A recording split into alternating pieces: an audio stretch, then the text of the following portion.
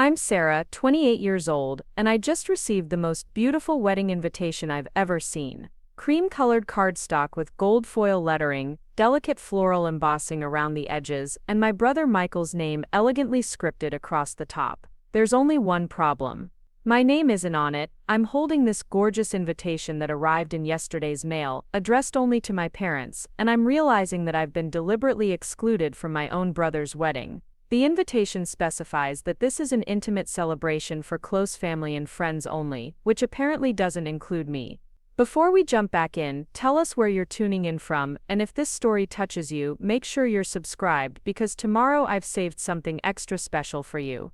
After 28 years of being the black sheep, the one who doesn't quite fit the mold, I thought I had experienced every form of family rejection possible. I was wrong, but what happened next would change everything, and by the end of this story, you'll understand why sometimes the most painful exclusions can become the most powerful transformations. Growing up in the suburbs of Denver, I was always the odd one out in the Patterson family. While my brother Michael followed every expected path with precision, I seemed to stumble through life making choices that bewildered and occasionally horrified my parents.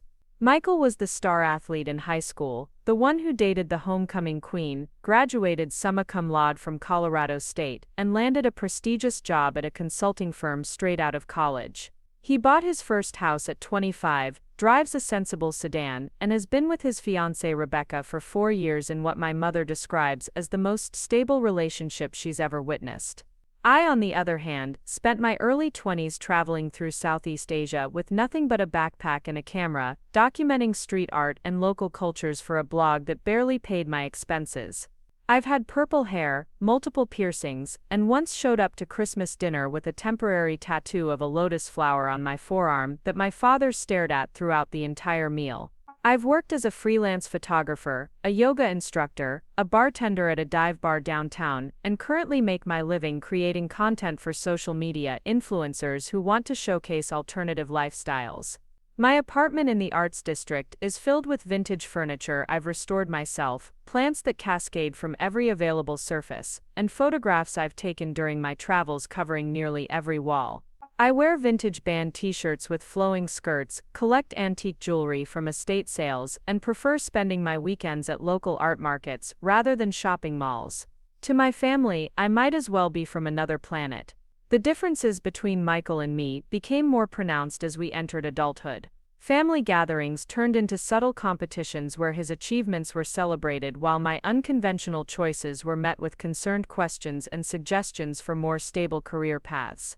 When Michael announced his engagement to Rebecca last year, the family celebration lasted for days. There were champagne toasts, impromptu dinner parties, and hours of discussion about venue options and guest lists. When I mentioned that I was considering starting my own photography business, my mother asked if I had thought about getting a teaching certificate as a backup plan. Michael and Rebecca are both 29, successful professionals who met at a corporate networking event and bonded over their shared love of hiking, craft beer, and financial planning. Rebecca works in marketing for a healthcare company, drives a hybrid SUV, and has never colored her hair any shade that doesn't occur naturally. She's perfectly pleasant in that careful way that people are when they're trying hard not to judge you but aren't entirely successful at hiding their confusion about your life choices. Their relationship has been a series of carefully planned milestones. They dated for exactly 2 years before moving in together, lived together for 1 year before getting engaged, and have been engaged for exactly 1 year before scheduling their wedding. Everything about their courtship has been methodical, practical, and completely conventional. Their engagement photos show them laughing on a mountain trail, sharing a picnic by a pristine lake, and toasting with wine glasses in what appears to be an expensive restaurant. They look like they stepped out of a lifestyle magazine targeting young professionals who have their lives completely figured out. The wedding planning process began immediately after the engagement. Rebecca created color-coded spreadsheets, Pinterest boards with hundreds of pins, and a timeline that accounted for every detail from the save-the-date cards to the thank you notes. She and my mother spent countless hours discussing venue options, menu selections, and guest list logistics. I was occasionally included in these conversations, usually when they needed someone to help with manual tasks like addressing envelopes or assembling centerpieces, but I was never consulted about major decisions or asked for my opinions on important matters. During one particularly intense planning session at my parents' house, I suggested that they might consider incorporating some non-traditional elements into the ceremony. Perhaps a hand-fasting ritual, or asking guests to contribute to a memory tree instead of traditional rice throwing. The silence that followed my suggestion was so complete that I could hear the kitchen clock ticking from 3 rooms away. Rebecca smiled politely and said they were planning a classic, timeless celebration. My mother added that some traditions exist because they're meaningful and shouldn't be changed just for the sake of being different. That conversation happened 6 months ago, and it was the last time I was included in any wedding-related discussion. Gradually, I noticed that the planning conversations would stop when I entered the room, or move to whispered conferences between my mother and Rebecca when I was present. Michael began referring to wedding details vaguely, mentioning that things were coming along well without sharing any specifics. When I asked direct questions about dates, venues, or whether they needed help with anything, I received equally vague responses about how everything was under control. I told myself that this exclusion was natural. After all, I wasn't the bride or the mother of the bride, so there was no reason for me to be deeply involved in every decision.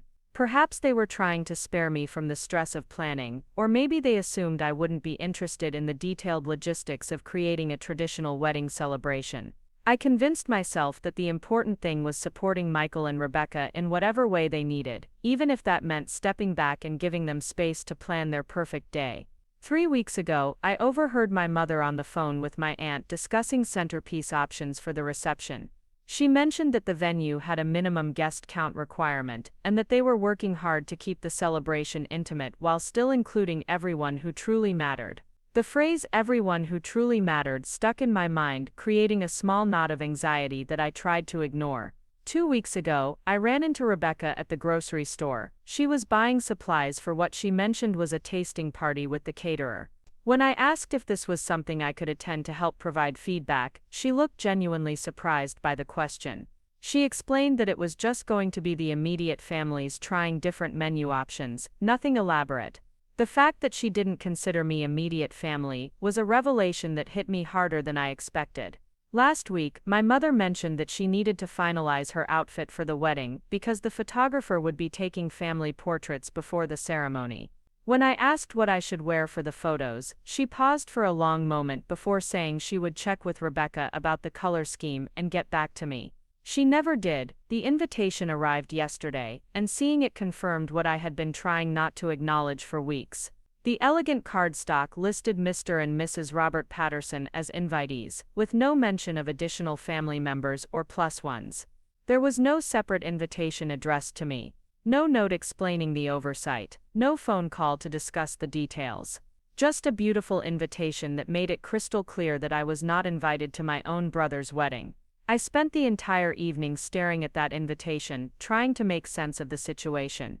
I read every word multiple times, checking for some indication that this was a mistake or misunderstanding. The invitation specified that the ceremony would take place at Riverside Manor, an exclusive venue about an hour outside of Denver that I had heard my mother mention several times in her planning conversations. The reception would follow immediately at the same location, with dancing and celebration continuing into the evening.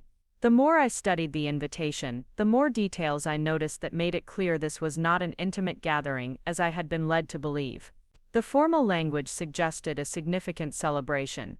The venue choice indicated a guest list large enough to warrant renting an entire manor house.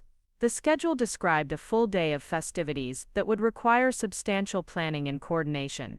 This was not a small ceremony with just immediate family.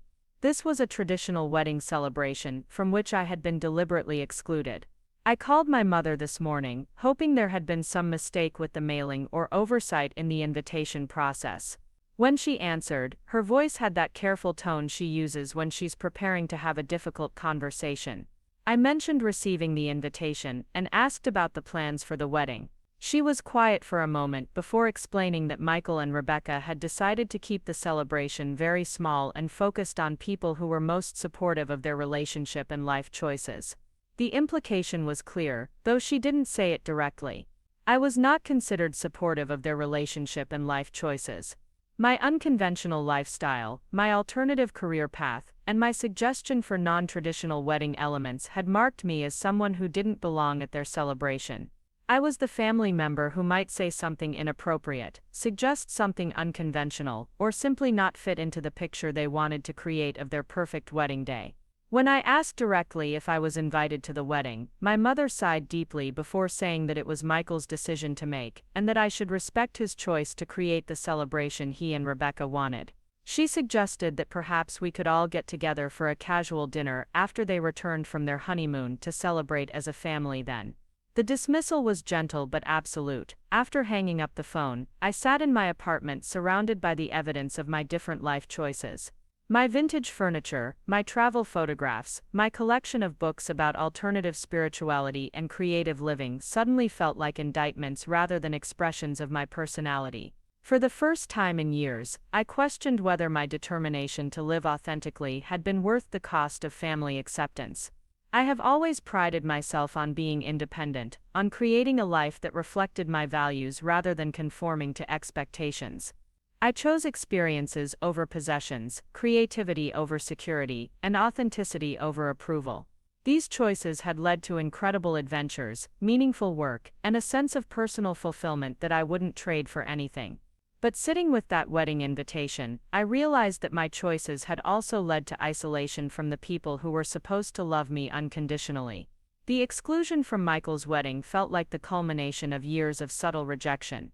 Every time my achievements were minimized, every time my lifestyle was questioned, every time my presence was treated as something to be managed rather than celebrated had led to this moment. I was not just uninvited to a party. Preparing and narrating this story took us a lot of time, so if you are enjoying it, subscribe to our channel, it means a lot to us. Now back to the story. I glanced at my phone at 3:12 a.m., watching another message from Mark flash across the screen. My hands trembled as I realized this conversation would change everything between us, just hours before my flight to Paris. I was being told that my presence would somehow diminish the most important day of my brother's life. I spent the rest of the morning looking through old family photos, trying to find evidence of the close relationship Michael and I had once shared. There were pictures of us building sandcastles on family vacations, laughing together at birthday parties, and hugging goodbye when I left for my first solo trip to Europe. Somewhere along the way, that closeness had eroded, replaced by polite distance and barely concealed disapproval of each other's choices. The more I thought about the situation, the more I realized that this exclusion was about more than just wedding guest lists. It was about family identity and the pressure to conform to a particular vision of success and respectability. Michael had embodied everything my parents wanted in a child, while I had consistently chosen paths that challenged their comfort zones and expectations. In excluding me from his wedding, Michael was making a statement about which version of family he wanted to acknowledge and celebrate. By early afternoon, I had moved past the initial shock and hurt into something that felt more like determination. If Michael wanted to exclude me from his wedding because I was too different, too unconventional, too authentically myself, then perhaps it was time to show him exactly what those differences could accomplish. I might not fit into his picture of the perfect family celebration, but I had skills, creativity, and resources that he had consistently underestimated. I opened my laptop and began researching Riverside Manor, the venue where Michael and Rebecca would be celebrating their wedding. The website showed elegant gardens, sophisticated ballrooms, and exactly the kind of traditional luxury that would appeal to their conventional sensibilities. More importantly, it listed the preferred vendors who worked regularly at the venue, including the wedding planning company that was undoubtedly orchestrating every detail of Michael's perfect day. Hartwell and Associates Wedding Planning was featured prominently on the venue's vendor page. Their portfolio showed elaborate celebrations with flawless execution, creative details, and satisfied clients who looked exactly like Michael and Rebecca. The company's founder, Victoria Hartwell, was described as one of Denver's most sought-after wedding planners, known for creating magical celebrations that exceeded client expectations while maintaining impeccable attention to detail. As I scrolled through their portfolio, studying the photographs of previous weddings, an idea began forming in my mind. It was audacious, potentially costly, and definitely not the mature, dignified response that most people would recommend. But it was also creative, strategic, and perfectly suited to my particular combination of skills and determination. If I was going to be excluded from Michael's wedding for being too different, perhaps it was time to show him just how different I could be. I spent the next several hours crafting a plan that would require every connection I had built during my years in Denver's creative community, every skill I had developed as a photographer and content creator, and every dollar I could scrape together from my various income streams. The plan was risky and unconventional, which made it perfectly suited to who I had always been. If Michael wanted to celebrate his wedding without me, he was certainly free to make that choice.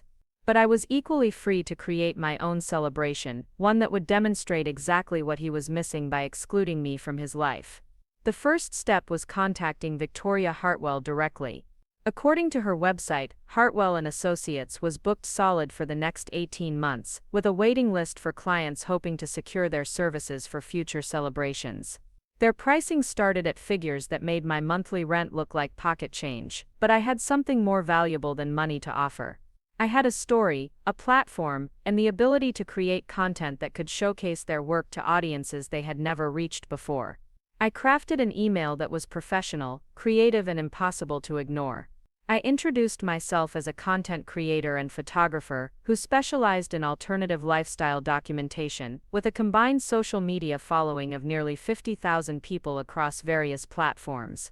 I explained that I was interested in commissioning a unique celebration that would challenge traditional wedding conventions while maintaining the elegance and sophistication that Hartwell & Associates was known for. The celebration I proposed would be a commitment ceremony for myself, honoring my dedication to living authentically and following my own path regardless of external pressures or family expectations. It would incorporate elements from the various spiritual traditions I had studied during my travels, showcase the creative community I had built in Denver, and demonstrate that meaningful celebrations could exist outside conventional frameworks.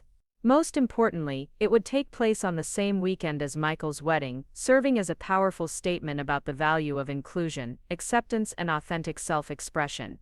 In exchange for Victoria's services at a significantly reduced rate, I would document the entire planning and execution process, creating content that would showcase the company's ability to work with non-traditional clients and unconventional celebrations.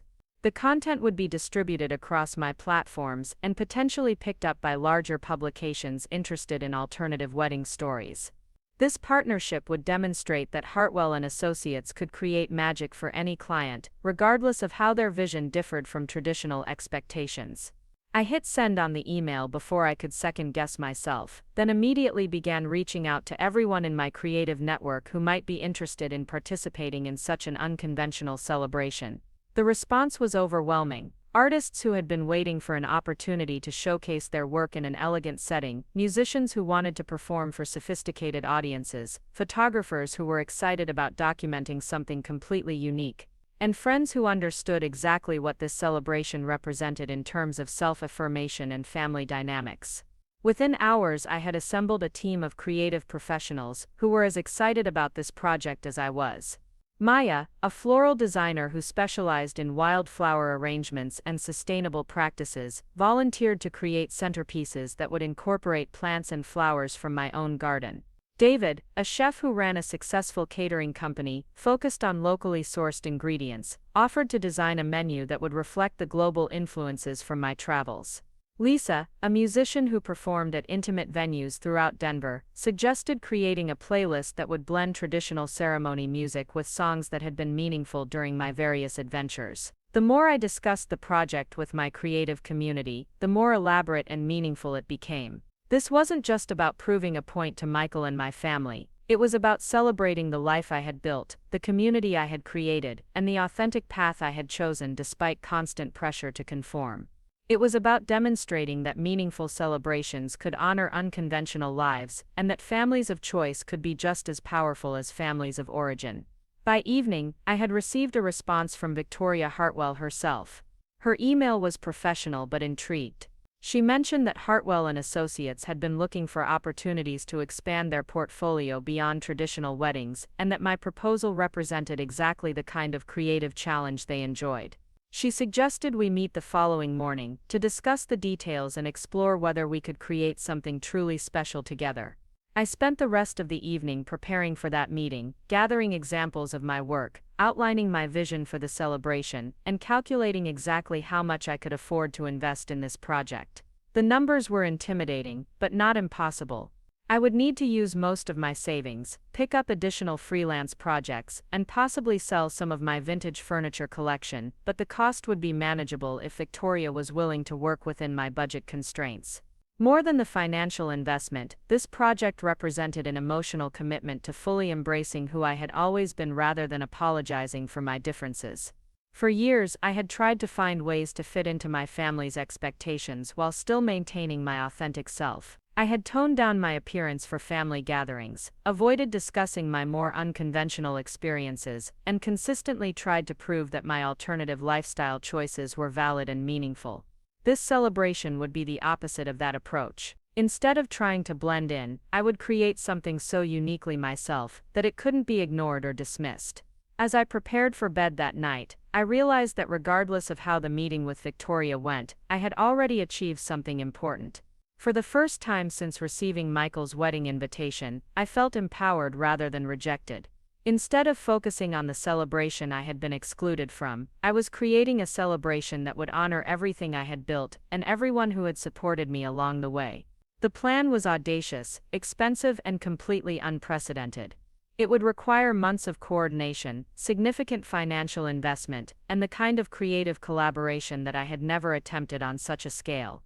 But it was also perfectly suited to my skills, my community, and my determination to prove that being different wasn't something to apologize for but something to celebrate. Tomorrow, I would meet with Victoria Hartwell and find out whether Denver's most prestigious wedding planning company would be willing to help me create the most unconventional celebration of their career. Either way, I was committed to moving forward with this project. Michael might have excluded me from his wedding, but I was about to create a celebration that would demonstrate exactly what he was missing by choosing conformity over authenticity, convention over creativity, and exclusion over acceptance. The last thing I did before falling asleep was to look once more at Michael's elegant wedding invitation. Instead of feeling hurt or rejected, I felt grateful. His decision to exclude me had sparked a creative project that would showcase everything I valued about my unconventional life. Sometimes the most painful rejections lead to the most powerful affirmations, and I was about to prove that being too different was actually the greatest gift I could give myself. Walking into the Hartwell & Associates office felt like entering a different universe. The space was decorated in muted golds and creams, with fresh orchids arranged on every surface and photography from previous weddings lining the walls. Each image showcased perfect moments of traditional celebrations, couples who looked like they had stepped out of bridal magazines, and venues that whispered old money and established taste. I wondered what Victoria would think of my unconventional proposal in such conventional surroundings. Victoria Hartwell appeared exactly as I had imagined from her professional headshots. Tall, elegant, with silver hair pulled back in a sophisticated chignon, and wearing a tailored blazer that probably cost more than my monthly rent. Her handshake was firm, her smile professional but warm, and her office reflected the same refined aesthetic as the reception area. She gestured for me to take a seat across from her mahogany desk, then settled into her chair, with the kind of composed attention that suggested she was accustomed to managing complex personalities and impossible requests. I had prepared extensively for this meeting, bringing a portfolio of my photography work, examples of content I had created for previous clients, and detailed notes about my vision for the celebration. But sitting across from Victoria, I suddenly felt the full weight of how unconventional my request really was. I was asking Denver's most prestigious wedding planner to help me create a commitment ceremony to myself, scheduled for the same weekend as my brother's wedding, specifically to prove a point about authenticity and family acceptance. Even to me it sounded slightly unhinged.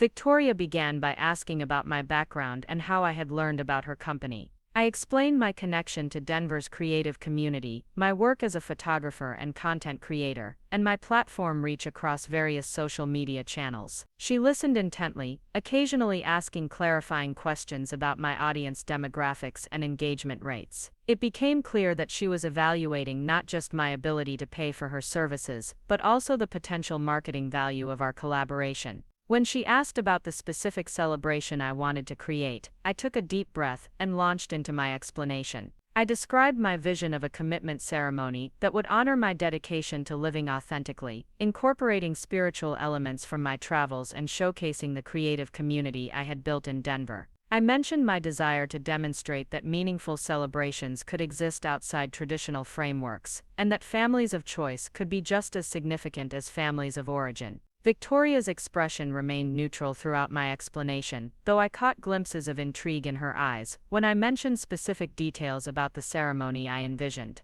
She asked thoughtful questions about the guest list size, budget parameters, and timeline for execution. When I mentioned the date I wanted for the celebration, she paused and pulled up her calendar on her computer screen. That particular weekend was already blocked out on her schedule. She explained that Hartwell and Associates was coordinating a wedding at Riverside Manor that same weekend, a celebration that had required months of meticulous planning and coordination. The irony wasn't lost on either of us, though she was far too professional to comment on the coincidence directly. Instead, she mentioned that taking on two major events during the same weekend would require careful resource management and additional staffing. I realized this was the moment where I needed to be completely transparent about my motivations and my relationship to their existing client. I explained that the bride and groom celebrating at Riverside Manor were my brother and his fiancée, and that I had been excluded from their wedding due to family concerns about my unconventional lifestyle. My proposed celebration wasn't just about honoring my authentic path, but also about responding to that exclusion in a way that demonstrated the value of what they had rejected. Victoria's professional composure never wavered, but I could see her processing the implications of what I had just shared. She was being asked to coordinate two celebrations during the same weekend, one for a client who wanted traditional elegance and another for that client's sister who had been excluded from the first celebration specifically because she was too different. The potential for drama was obvious, and drama was exactly what high-end wedding planners worked carefully to avoid.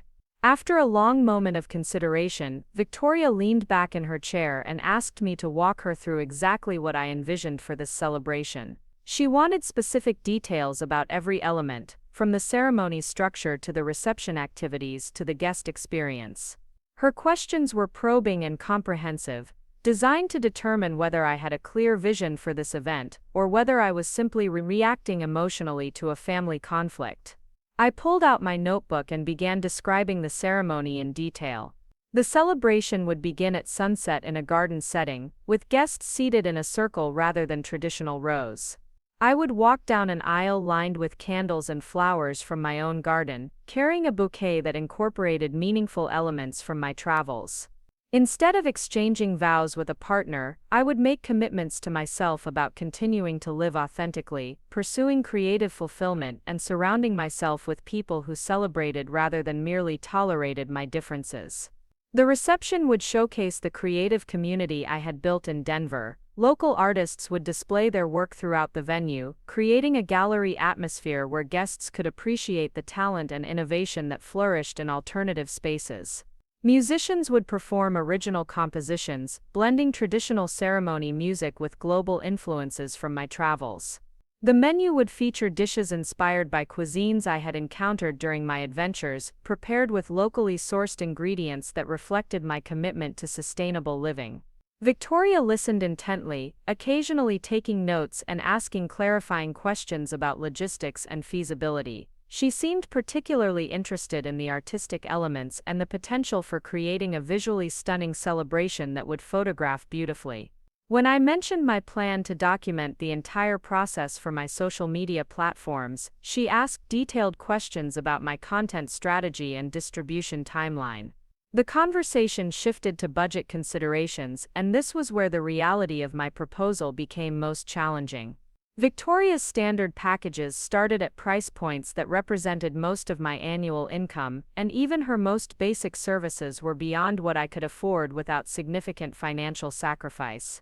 I explained my budget limitations honestly, acknowledging that I understood if her company couldn't work within those constraints. Instead of dismissing my proposal immediately, Victoria began exploring creative alternatives. She mentioned that Hartwell and Associates occasionally took on projects at reduced rates when they aligned with the company's strategic interests or provided unique marketing opportunities. My celebration would certainly qualify as unique, and the content I could create would showcase their ability to work with non-traditional clients and unconventional visions. She proposed a partnership structure where I would pay a reduced planning fee in exchange for creating comprehensive documentation of the planning process and final celebration. The content would include behind-the-scenes videos, professional photographs of the final event, and written testimonials about working with Hartwell and Associates. This content would be distributed across my platforms and made available for the company's marketing use, demonstrating their versatility and creative capabilities to potential clients who might not fit traditional wedding molds. The financial terms she outlined were still substantial but manageable if I was willing to invest most of my savings and pick up additional freelance work over the next few months. More importantly, she seemed genuinely excited about the creative challenge my proposal represented. She mentioned that most of her clients wanted variations on the same traditional themes, and the opportunity to create something completely original was appealing to her team of designers and coordinators. Victoria's enthusiasm grew as we discussed specific implementation details. She pulled out fabric samples, flower catalogs, and photographs of potential venues that might suit my vision better than traditional ballrooms. She mentioned several properties around Denver that offered unique settings for unconventional celebrations, including a botanical conservatory, an art museum with rental capabilities, and a historic mansion that had been converted into an event space. One venue immediately caught my attention. The Meridian Arts Center was a converted warehouse in Denver's Arts District that had been transformed into a sophisticated event space while maintaining its industrial character. The venue featured exposed brick walls, dramatic lighting capabilities, and enough flexibility to accommodate both intimate ceremonies and larger receptions. Most importantly, it was located in the neighborhood where I lived and worked, surrounded by the galleries, studios, and creative spaces that had become central to my identity. Victoria mentioned that Meridian Arts Center was available on the weekend I had requested and that she had worked there several times before with excellent results. The venue management was accustomed to unconventional celebrations and would be supportive of the artistic elements I wanted to incorporate. The space could accommodate up to 150 guests, which was more than I was planning to invite, but would allow room for the artistic displays and performance areas I envisioned. We spent the next hour discussing implementation timelines and logistical considerations. Victoria explained that coordinating a celebration of this scope would typically require 6 months of planning, but she was confident that her team could execute my vision in the 3 months remaining before my target date. The accelerated timeline would require immediate decision-making about all major elements and intensive coordination with vendors and artists. The conversation turned to guest list considerations, and this was where the emotional complexity of my situation became most apparent.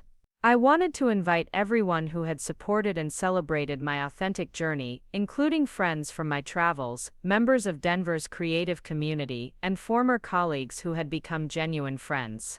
The challenge was determining whether to include family members who had been complicit in my exclusion from Michael's wedding.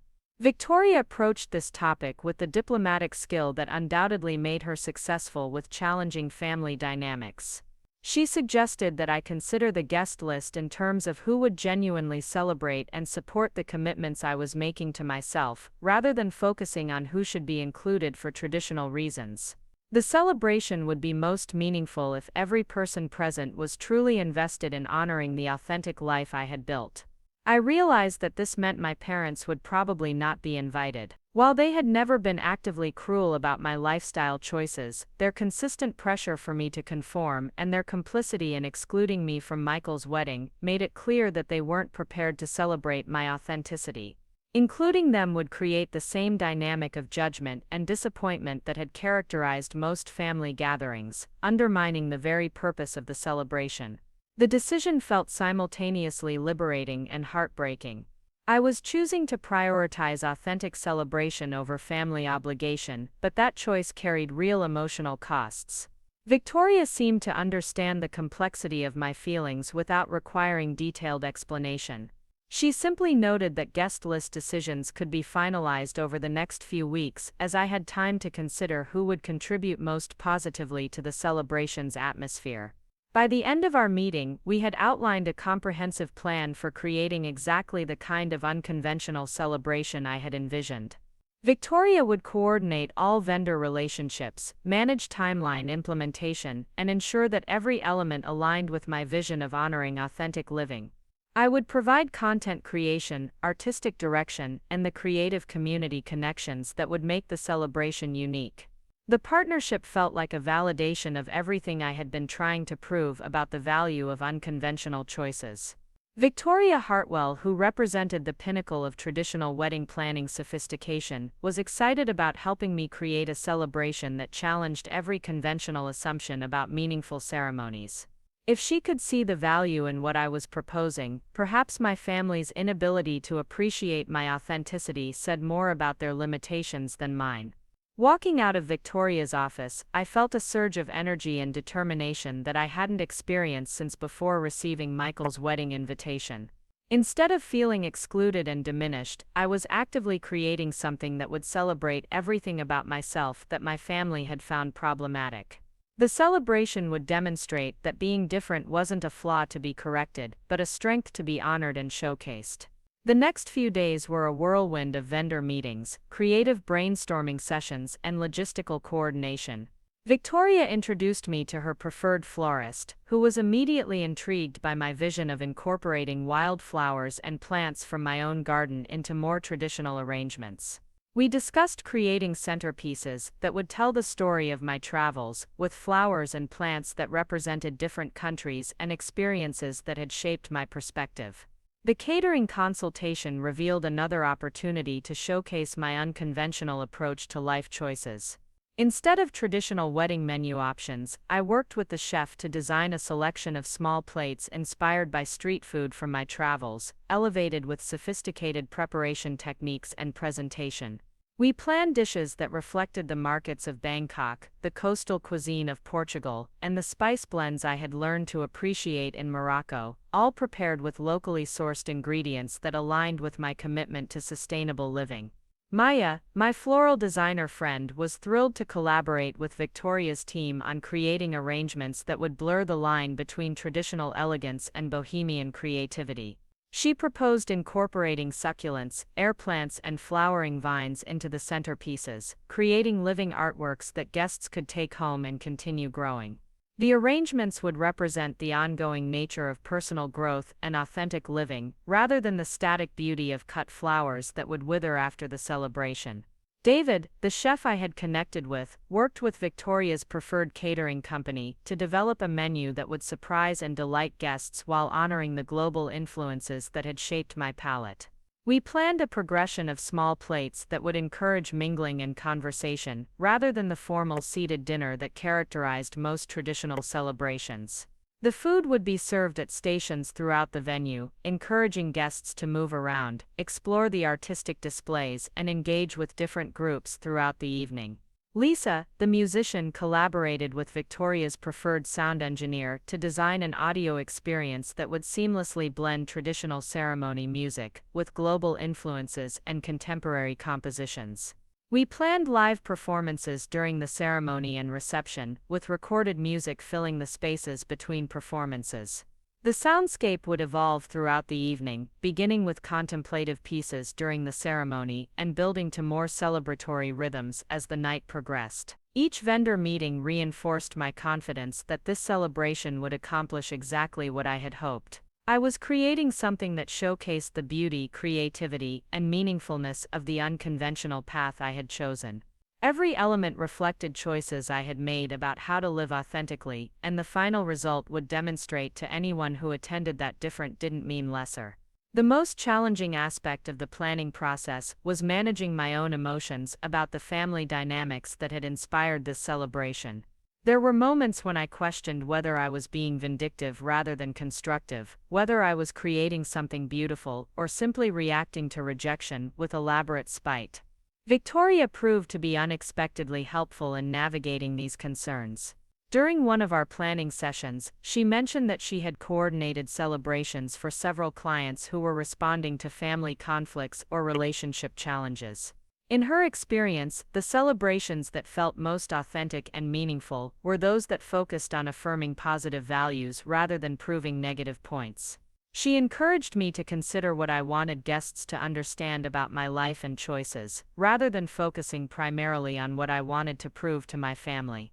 This perspective helped me refine my vision for the ceremony itself. Instead of making commitments that were primarily about rejecting family expectations, I would make promises to myself about continuing to pursue creativity, maintaining authentic relationships, and creating beauty in unconventional ways. The ceremony would be forward-looking, rather than defensive, celebrating what I had built rather than dwelling on what I had been denied. Victoria also helped me think strategically about timing and logistics in ways that would minimize potential drama while maximizing the impact of the celebration. We scheduled my ceremony to begin several hours after Michael's wedding was expected to conclude, reducing the likelihood of scheduling conflicts for any vendors or venue staff who might be working both events. The timing would also ensure that any family members who chose to attend both celebrations could do so without having to choose between them. The guest list evolved over several weeks of careful consideration. I invited 75 people who had genuinely supported and celebrated my authentic journey, including friends from my travels, members of Denver's creative community, former colleagues who had become genuine friends, and mentors who had encouraged my unconventional career choices. Each person on the list was someone who understood and appreciated the values that would be celebrated during the ceremony. Designing the invitations became an opportunity to showcase the artistic community I had built in Denver. I collaborated with a local graphic designer to create invitations that reflected the celebration's unique character. The design incorporated elements from my travel photography, hand-lettered text that reflected my personal aesthetic, and paper sourced from a local artisan who specialized in eco-friendly materials. The final result was unlike any wedding invitation anyone on my guest list would have received before. The invitations explained the celebration's purpose clearly and beautifully. They described the ceremony as a commitment to authentic living, creative fulfillment, and meaningful community. They mentioned that the celebration would showcase local artists, musicians, and culinary creativity, giving guests a sense of what to expect from this unconventional gathering. Most importantly, they conveyed the joy and excitement I felt about celebrating the life I had built, rather than focusing on any negative emotions about family dynamics. Responses to the invitations exceeded my expectations. Friends who lived across the country began making travel arrangements to attend. Local artists offered to contribute additional pieces for display during the celebration. Musicians asked if they could perform spontaneous sets during the reception. The enthusiasm and support from my chosen community reinforced my confidence that this celebration would accomplish exactly what I had hoped. 3 weeks into the planning process, I received an unexpected phone call from my mother. Her voice carried a tone I hadn't heard before, a mixture of confusion and what might have been concern. She mentioned that she had heard through mutual acquaintances that I was planning some kind of event for the same weekend as Michael's wedding. She wanted to understand what I was organizing and whether it might create problems for Michael and Rebecca's celebration. I explained that I was having a commitment ceremony to celebrate my dedication to authentic living and that it was scheduled for later in the evening after Michael's wedding would be concluded. I mentioned that I was working with a professional event planner and that the celebration would showcase the creative community I had built in Denver. I kept my explanation factual and positive, avoiding any mention of the family dynamics that had inspired the timing. My mother was quiet for a long moment before asking why I hadn't mentioned this celebration to the family sooner. I reminded her that family communication hadn't exactly been flowing in both directions lately, and that I had assumed they would be too busy with Michael's wedding to be interested in my plans. She seemed surprised by this response, as if she genuinely hadn't considered how the family's focus on Michael's celebration might affect my feelings about being excluded. The conversation became more direct when she asked whether I was planning this celebration specifically to upstage or compete with Michael's wedding. I assured her that my ceremony was about celebrating my own life and choices, not about diminishing anyone else's special day. I mentioned that I had specifically chosen timing that wouldn't conflict with their celebration, and that I hoped both events could be joyful occasions for the people who attended them. My mother's final question revealed the depth of her misunderstanding about my motivations and my life. She asked whether I was planning to get married without telling the family, and whether this ceremony was actually a wedding that I was disguising as something else.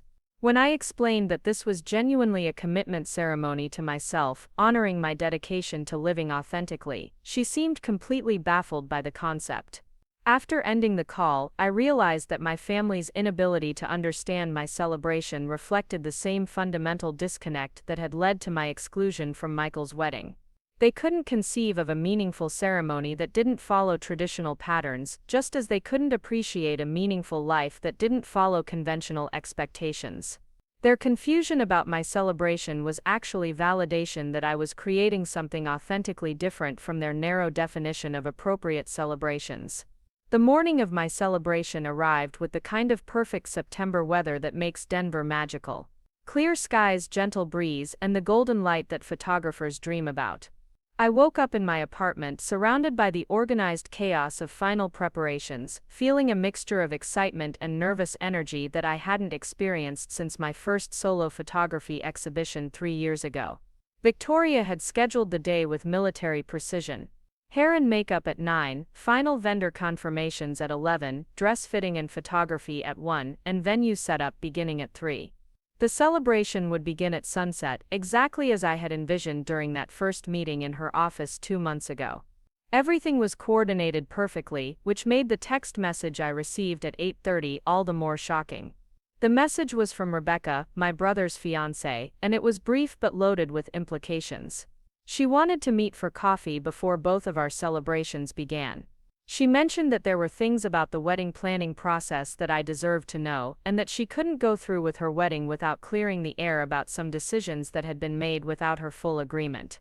I stared at the message for several minutes, trying to decode what she might want to discuss, and whether meeting with her would help or complicate an already emotionally complex day.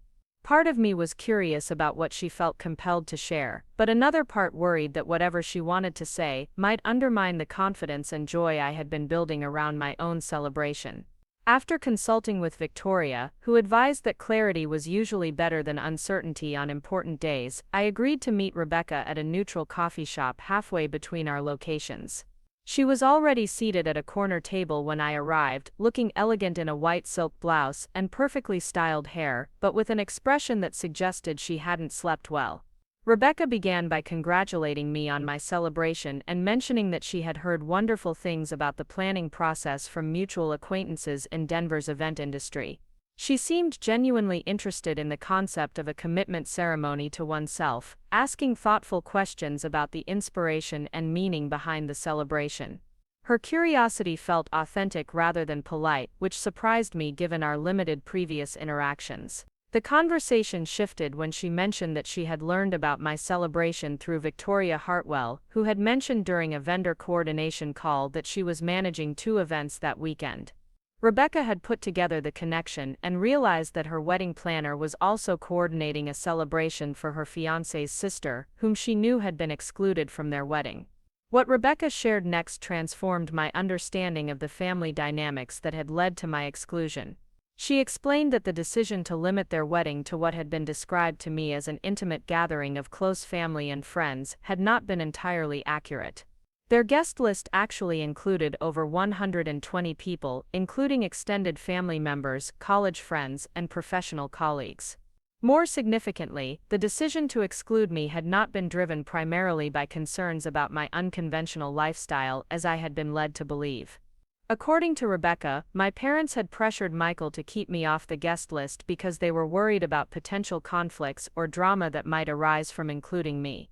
They had convinced him that my presence would create stress and complications that would detract from the celebration. Rebecca's version of events painted a picture of family dynamics that was more complex and more hurtful than what I had understood. My parents hadn't excluded me because they disapproved of my lifestyle choices, though those concerns certainly existed. They had excluded me because they viewed me as a source of potential problems rather than as a family member whose presence would enhance the celebration. Even more painful was Rebecca's revelation that she had argued for including me in the wedding. She mentioned that she had met me several times over the years and had always found me interesting and creative, never problematic or dramatic. She had specifically suggested that my photography skills could be valuable for capturing candid moments during the celebration, and that my connections in Denver's creative community could enhance the artistic elements of their reception. Michael had initially agreed with Rebecca's perspective and had planned to include me in the wedding party as a way of ensuring that I felt valued and included in their celebration. The decision to exclude me had come later, after several conversations with our parents that had convinced him that my presence would somehow diminish rather than enhance their special day. Rebecca's guilt about this exclusion had been growing throughout the planning process, particularly as she had learned more about my background and accomplishments through mutual friends. She had discovered that I had built a successful career as a photographer and content creator, that I was well respected in Denver's arts community, and that my unconventional choices reflected creativity and independence rather than irresponsibility or instability. The final factor that had motivated Rebecca to reach out was learning about my own celebration through Victoria. She realized that instead of simply accepting exclusion, I had created something beautiful and meaningful that would demonstrate exactly what Michael and our parents were missing by choosing to exclude me. She wanted me to know that not everyone in the family had supported that decision. Rebecca's apology was genuine and specific. She acknowledged that she should have fought harder for my inclusion, that she should have challenged our parents' characterization of me as a source of potential problems, and that she should have recognized how hurtful the exclusion would be. She mentioned that watching the family dynamics play out during the wedding planning process had given her insights into patterns that she found troubling and unfair. What struck me most about our conversation was Rebecca's recognition that my celebration represented something valuable that was missing from their traditional wedding approach. She mentioned that learning about my commitment ceremony had made her think about what kinds of promises and values she and Michael were actually celebrating in their wedding, beyond the conventional framework of marriage and social expectations. As we prepared to leave the coffee shop, Rebecca asked if there was any possibility of my attending their wedding reception, even briefly, as a gesture of family unity and reconciliation. She mentioned that she would personally ensure that I was welcomed and celebrated, and that she would address any concerns from other family members directly. The invitation was tempting, particularly coming from Rebecca rather than from Michael or my parents directly. But I realized that accepting would fundamentally change the meaning and impact of my own celebration. I had created my commitment ceremony specifically to demonstrate that meaningful celebrations could exist outside conventional frameworks, and that authentic community was more valuable than family obligation. I thanked Rebecca for her honesty and her efforts to include me, but explained that I was committed to honoring the celebration I had created and the community that had supported me throughout the planning process. I mentioned that my guests were traveling from across the country to attend, that local artists had contributed significant time and creativity to the event, and that the celebration had evolved into something much larger than a response to family exclusion. Rebecca seemed to understand my decision, though she looked disappointed that the family rift would continue through both of our special days. She asked if I would be open to getting together after both celebrations were over to continue building a relationship that wasn't defined by family dynamics or wedding planning stress. I agreed that this would be meaningful, recognizing that Rebecca represented a potential ally within the family structure. The conversation with Rebecca added complexity to emotions I was already managing, but it also reinforced my confidence that the celebration I had planned was the right choice for this moment in my life. Instead of accepting exclusion and diminishment, I had created inclusion and celebration. Instead of trying to fit into frameworks that didn't honor my authentic self, I had created a framework that showcased everything I valued about my unconventional path. Returning to my apartment, I found Maya arranging the final floral pieces that would be incorporated into my ceremony. She had created a stunning bouquet that told the story of my travels through flowers and plants from different regions, bound together with ribbons made from fabric I had collected during my adventures. The arrangement was unlike anything that would appear in traditional wedding magazines, but it perfectly captured the global influences and creative spirit that defined my approach to life. The dress I had chosen for the ceremony reflected the same blend of conventional elegance and unconventional creativity. I had found a vintage silk gown at an estate sale, then worked with a local seamstress to modify it with hand-embroidered details that incorporated symbols from my travels and spiritual practices. The final result was sophisticated enough for the elegant venue Victoria had secured, but personal enough to feel authentically representative of my aesthetic and values. Getting ready for the celebration felt like preparing for the most important performance of my life, but in the best possible way.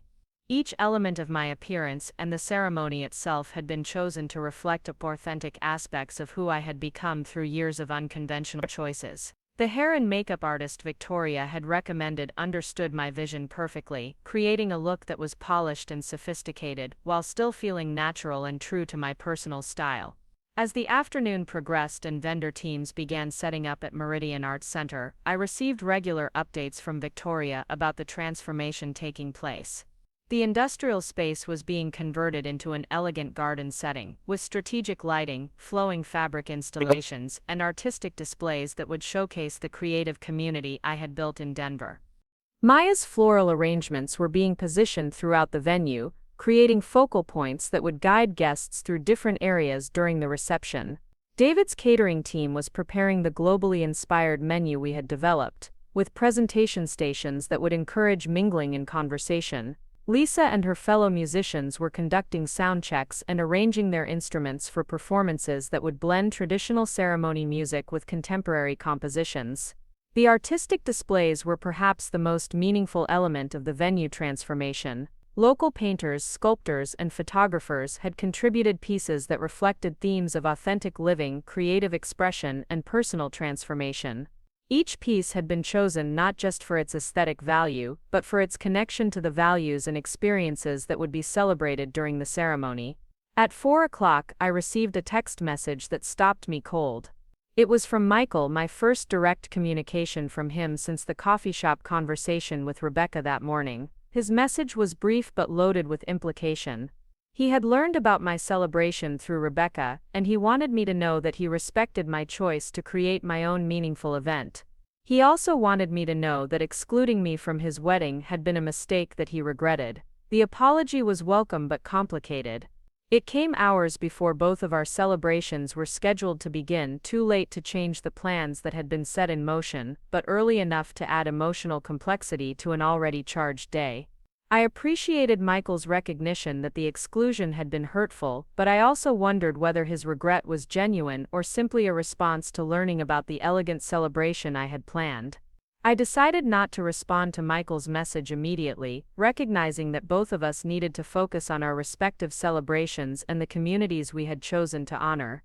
There would be time for family conversations after both events were concluded, when emotions had settled and we could have more thoughtful discussions about repairing relationships and establishing healthier patterns. By 5 o'clock, Victoria confirmed that all elements were in place for a flawless celebration. The venue looked stunning, vendors were positioned and ready, and early guests were beginning to arrive. I could see from the photographs she sent that the Meridian Arts Center had been transformed into exactly the kind of elegant but unconventional space I had envisioned. Arriving at the venue an hour before the ceremony was scheduled to begin, I felt a surge of pride and excitement that overwhelmed any lingering sadness about family dynamics. The space was breathtaking, with warm lighting that highlighted both the industrial architecture and the natural elements Maya had incorporated throughout the venue. Local artwork created focal points that sparked conversation among early arriving guests, while the catering stations offered tantalizing previews of the globally inspired menu. Most importantly, the guests who were arriving were exactly the people I had hoped to celebrate with. Friends who had traveled from across the country, members of Denver's creative community who had supported my work for years, and mentors who had encouraged my unconventional career choices. Each person present was someone who understood and appreciated the values that would be honored during the ceremony. As sunset approached and guests took their seats in the circular arrangement I had requested, I felt a profound sense of gratitude for the community I had built and the authentic path I had chosen. The ceremony would celebrate everything that made me different from conventional expectations, everything that had led to my exclusion from traditional family frameworks, and everything that had enabled me to create meaningful relationships and purposeful work outside established patterns. Standing at the entrance to the ceremony space, holding Maya's beautiful bouquet, and wearing the vintage gown that had been transformed into something uniquely mine, I realized that this celebration represented the culmination of years of choosing authenticity over approval, creativity over conformity, and genuine community over obligatory relationships. Whatever happened next, I had created something beautiful that honored the unconventional life I had built, surrounded by people who celebrated rather than merely tolerated my differences. Walking down the aisle lined with candles and wild flowers, I felt every eye in the room focused on me with genuine warmth and celebration. The circular seating arrangement meant that I was surrounded by my chosen community as I made my way to the center where Victoria had positioned a beautiful altar draped with flowing fabrics and adorned with plants from my own garden. The musicians played a haunting melody that Lisa had composed specifically for this moment, blending traditional processional music with global influences that reflected my journey. Standing before my gathered community, holding the bouquet that told the story of my travels and adventures, I began speaking the commitments I had spent weeks crafting. I promised to continue pursuing creative fulfillment even when others questioned the stability of artistic careers.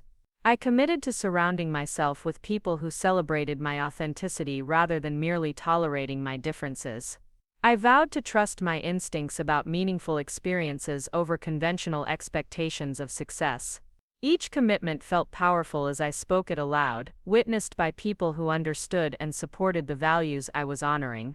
Maya stood nearby with tears in her eyes, remembering the conversations we had shared about finding courage to live authentically.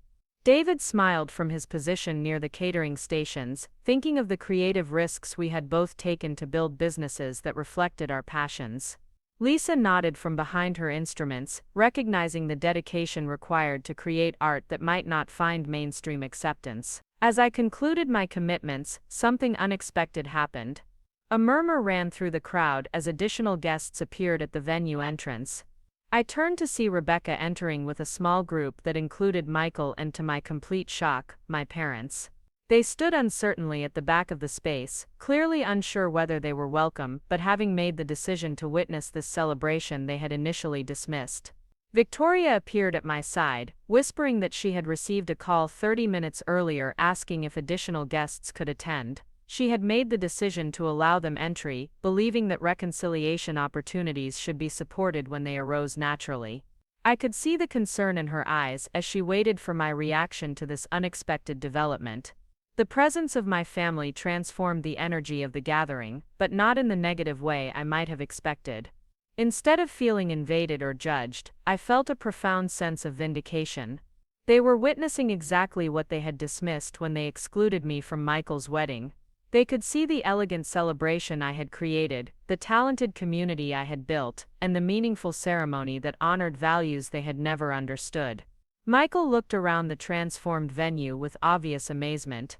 The industrial space had been converted into something that rivaled the most expensive traditional wedding venues, but with artistic elements and creative touches that spoke to sophisticated taste and cultural awareness. The locally sourced cuisine, the live musical performances, and the gallery-quality artwork created an atmosphere that was both elegant and authentically alternative. My parents appeared genuinely moved by the ceremony they had just witnessed. My mother approached carefully after the formal commitments concluded, her eyes bright with what might have been tears. She mentioned that she had never fully understood what I meant by authentic living, but that hearing me articulate those commitments in such a meaningful setting had given her new insight into the values that guided my choices. My father, typically more reserved with emotional expressions, simply said that the celebration was beautiful and that he was proud of what I had accomplished. The simplicity of his statement carried more weight than elaborate apologies might have, suggesting a fundamental shift in how he viewed my unconventional path and the community I had built around shared creative values. Rebecca took my hands and thanked me for creating something that had taught her about the possibilities for meaningful celebration outside traditional frameworks. She mentioned that witnessing my commitment ceremony had given her ideas about incorporating more personal and authentic elements into her own marriage, beyond the conventional expectations that had driven most of their wedding planning decisions. Michael's presence felt the most significant and the most complicated. He approached after the other family members had offered their congratulations, his expression a mixture of admiration and regret that I recognized from childhood moments when he realized he had misjudged a situation. He mentioned that seeing my celebration had made him understand what the family had lost by excluding me from his wedding. The conversation with Michael revealed how thoroughly my parents had convinced him that my presence would somehow diminish his special day. They had painted scenarios of potential drama, inappropriate behavior, and family conflicts that had never reflected my actual conduct at previous gatherings. His exclusion of me had been based on fears rather than reality, influenced by family members who had projected their own discomfort with my differences onto imagined future problems. Michael's apology was more comprehensive than his earlier text message. He acknowledged that he had allowed fear and family pressure to override his own knowledge of who I actually was as a person. He admitted that he had been concerned about maintaining family harmony by excluding me, not recognizing that true harmony required including and celebrating all family members, rather than managing their presence. As the evening progressed and the reception began, something beautiful happened. The family members who had arrived unexpectedly began engaging genuinely with the creative community I had assembled. My parents struck up conversations with local artists about their work and inspiration. Rebecca spent time with Maya discussing sustainable living and creative approaches to traditional celebrations. Michael found himself in deep discussion with David about the courage required to start creative businesses. The interactions felt natural and meaningful rather than forced or polite. My chosen community welcomed my family members warmly, recognizing that reconciliation and expanded understanding were always preferable to continued conflict. The artists and creatives I had invited were accustomed to bridging different worlds and found ways to connect with my family members around shared values of dedication, creativity, and meaningful work. Victoria moved through the gathering with obvious satisfaction, seeing her carefully planned celebration bringing people together in ways that exceeded even her expectations. She mentioned later that the most successful celebrations were those that created opportunities for genuine connection and expanded understanding, rather than simply executing predetermined plans perfectly. As the evening wound down, my family lingered longer than I might have expected. They seemed reluctant to leave the magical atmosphere we had created, asking questions about the artists whose work was displayed, requesting contact information from musicians who had performed, and expressing genuine interest in supporting the creative community I had introduced them to. The final moment of vindication came when my mother asked if I would be willing to help plan family gatherings in the future, bringing the same creativity and attention to authentic celebration that had made this evening so special. She recognized that my unconventional approach to meaningful events had created something more beautiful and memorable than traditional frameworks often achieved. Walking through the venue after most guests had departed, I felt a profound sense of completion and transformation. The celebration had accomplished everything I had hoped when I first conceived the idea in response to my exclusion from Michael's wedding. I had demonstrated the value of authentic living, showcased the creative community I had built, and created an opportunity for family reconciliation that honored my differences rather than requiring me to minimize them. 6 months later, I was invited to photograph Michael and Rebecca's first anniversary celebration, a small gathering that incorporated many of the creative elements they had witnessed at my commitment ceremony. The family dynamics had shifted fundamentally, with my parents regularly asking about my work and creative projects, and Michael seeking my advice about incorporating more authentic personal touches into important celebrations.